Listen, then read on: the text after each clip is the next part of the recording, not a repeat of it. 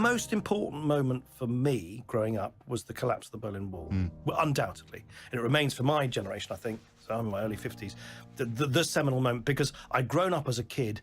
Actually, at times, I was personally quite anxious, as I think many people were, about the spectre of nuclear conflict. And I remember I had this eccentric history teacher who told us we were all going to be burnt to a crisp by Soviet nukes by Christmas. But there was this real sense in the kind of 70s and 80s, Yes. there's this real spectre hanging over us all. And suddenly all that went. And suddenly, Germans could talk to each other across. There had been a wall, and there was this amazing, so far from being a fuddy-duddy thing to kind of want to jump on board that European journey, it was actually for me, one of great excitement and possibility.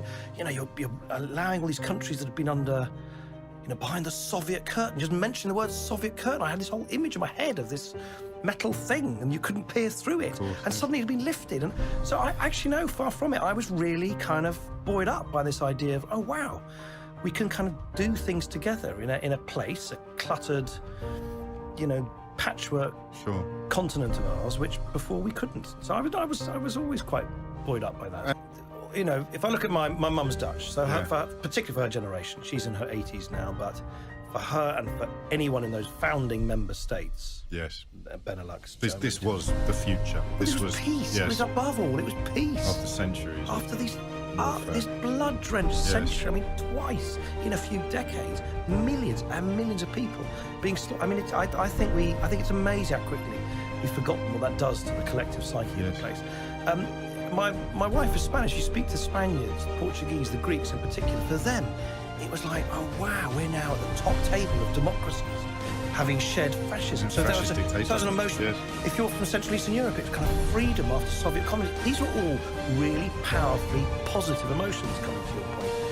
Here, nothing. It was never emotionally kind of believed and entrenched in people's hearts. I mean, I obviously was too young host.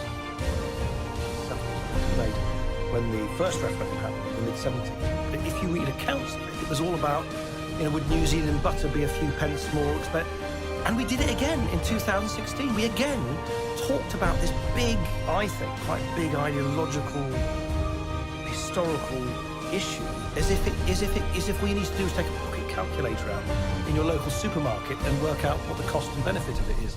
So in a strange kind of way, you're right. We've never, as a community, I think, had that same visceral emotional attachment related to our own identity as other countries do. It's easy to see why when you put it like that. It's going to be the Joni Mitchell lyric, isn't it? Is that you don't know what you've got till it's gone. Yeah. That might be the... That's for sure. But we shall see. We'll get on to that.